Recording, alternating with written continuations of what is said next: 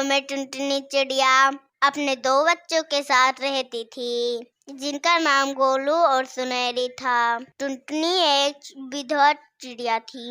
उनकी आर्थिक हालत बहुत खराब थी। उनका घर भी कच्ची घास का बना हुआ था। बेटा, तुम दोनों अब खाना खा लो। अब मैं अपने काम पर चलती हूँ। माँ, तुम खाना तो खा के जाओ। नहीं बेटा, बहुत देर हो गई है। अगर और देर हो गई तो मालिक पैसे काट लेंगे। और गोलू, तू भी खाना खा ले और अपने काम पर चले जाना। और सुनहरी, आज तेरे स्कूल की छुट्टी है ना, तू आज सारे घर की साफ सफाई कर लेना। ठीक है माँ, मैं कर लूंगी। टुनटुनी चिड़िया ने अपने बच्चों को काम समझाया और खुद अपने काम पर चली गई। टुनटुनी बहुत ही मेहनती थी। वो दिन भर ईंट भट्टे में मजदूरी का काम करती थी। टुनटुनी का बेटा गोलू भी बहुत मेहनती था। वो दिन भर हरिया तोता के ढाबे में काम किया करता था।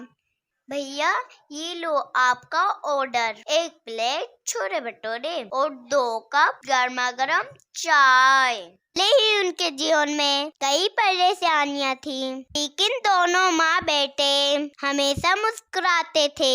ऐसे के कर्मी के बावजूद वो लोग बहुत खुश थे। शाम हो गई। टुनटुनी काम करके अपने घर वापस आ गई। माँ देखिए, मैं पूरा घर साफ कर दिया है और मैंने आज खाना भी बनाया है। अरे वाह, मेरी बेटी सुनहरी तो अब बड़ी हो गई है और बहुत समझदार भी हो गई है। आज मैं बहुत खुश हूँ सुनहरी कि मुझे तुम जैसे 2 अनमोल रतन मिले।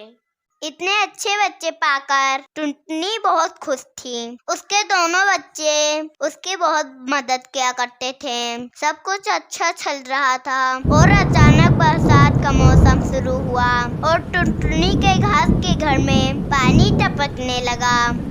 माँ, ये बरसात का पानी घर में टपक रहा है, क्या करें? मुझे तो बहुत डर लग रहा है माँ। बेटा, परेशान न हो। जहाँ जहाँ पानी टपक रहा है वहाँ ये बर्तन रख दो। फिर उन तीनों ने टपकते हुए पानी से बचने के लिए बर्तन रख दिए, लेकिन बरसात रुकने का नाम ही नहीं ले रही थी। बच्चों, अब हमें पक्के मकान के लिए अब कुछ करना चाहिए, पर उसमें काफी खर्चा होगा। मैं सोच रही हूँ सेठ जी से घर के लिए कुछ कर्जा ले लूँ। कम से कम घर पक्का तो बन जाएगा।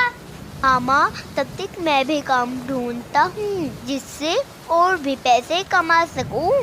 ठीक है बेटा, तुम्हें जो सही लगे वही करो। अगले ही दिन टुनटुनी अपने सेठ कड़कनाथ के पास गई। मालिक, मुझे थोड़ा सा कर्जा चाहिए था। वो क्या है ना, मुझे अपना घर बनवाना है। टुनटुनी, तुम्हें कर्जा मिल जाएगा क्योंकि तुम बहुत पुरानी मजदूर हो मेरी, लेकिन तुम्हें उसके लिए 5 दिन का इंतजार करना होगा। ठीक है मालिक। टुनटुनी चिड़िया बहुत खुश थी। वही दूसरी तरफ गोली चिड़ा को भी दूध बेचने का नया काम मिल गया था। घर आकर टुनटुनी अपने बच्चों को सारी बात बताती है। बेटा, मुझे कर्जा मिल जाएगा, लेकिन 5 दिन लगेंगे। माँ, मुझे दूध बेचने का काम मिल गया। सुबह बस 2 घंटे का काम है और 2000 रुपये पगार। अरे वाह, ये तो बहुत अच्छा हुआ। भैया को काम मिल गया और माँ को पैसे। जल्दी हमारा पक्का घर बनेगा, फिर हमें बरसात में भीगना नहीं पड़ेगा। हाँ बेटा, ये सब ऊपर वाले की कृपा है, वो सब ठीक कर देंगे।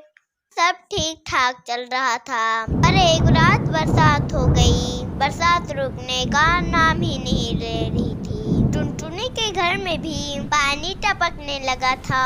बच्चों, मुझे नहीं लगता ये बरसात आज रात रुकेगी। इस तरह बारिश होती रही तो पूरे घर में बाढ़ आ जाएगा। सब पक्षी बारिश से बहुत परेशान थे। किसी का घर पानी में डूब रहा था तो किसी का सामान। बच्चों, जल्दी सुनो, जरूरत का सामान उठा लो, हमें कहीं और जाना होगा। अब हम यहाँ पर नहीं रह सकते।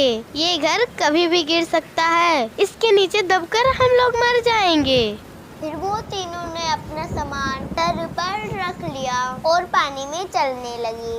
बच्चों, पानी तो बढ़ता ही जा रहा है। हमारे गांव में कौन सी ऐसी जगह होगी जहां हम लोग इस बारिश से बच सकते हैं? गोलू चिड़ा सोच ही रहा था कि उसे याद आया, हाँ मुझे याद है, चलिए आज दोनों मेरे साथ। फिर गोलू अपने परिवार को गांव की सीमा की ओर ले जाता है। वहाँ एक जमीन पर पुराना ट्रेन का एक डिब्बा पड़ा था। माँ, आज से हम इस ट्रेन के डब्बे में ही रहेंगे। बरसात के बचने के लिए वो तीनों ट्रेन के डब्बे में चले जाते हैं। बच्चों, कम से कम हम यहाँ सूखे तो हैं, यहाँ बारिश नहीं आ सकती। माँ, ये तो हमारे घर से अच्छा है, यहाँ सोने के लिए गद्दा भी है। हाँ बेटा, पर अब कुछ खाने का इंतजाम करते हैं। टुनटुनी ने अपना वो सारा सामान खोला जो अपने साथ लेकर आई थी, और उसने अपने लिए और अपने बच्चों के लिए खाना पकाया और पेट भर के सबने खाना खाया। हमारे घर का क्या हुआ होगा माँ? हमारा घर बारिश में डूब गया होगा क्या? देखते हैं सुनहरी, बरसात रुकने दो और पानी सूखने दो, फिर घर का देखते हैं। तब तक हमारे सर पर ये घर है ना, तब तक हम इस ट्रेन घर में रहेंगे। धीरे धीरे बरसात थम गई। गांव वाले अपने अपने घर में लौटने लगे और उसके बच्चे अपने घर लौटे तो उनके घर पूरी तरह से टूट गया था। हे भगवान, ये सब क्या हो गया? हमारा घर तो टूट गया। अब हम क्या करेंगे? कहाँ जाएंगे? कहाँ रहेंगे?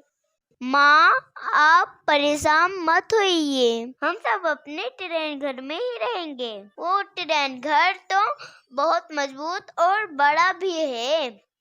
हाँ बेटा, तुम सही कह रहे हो, हम अपने ट्रेन घर में रहेंगे जब तक हमें पैसे नहीं मिल जाते। जैसे ही हमें पैसे मिलेंगे तब हम अपना मजबूत घर बना लेंगे।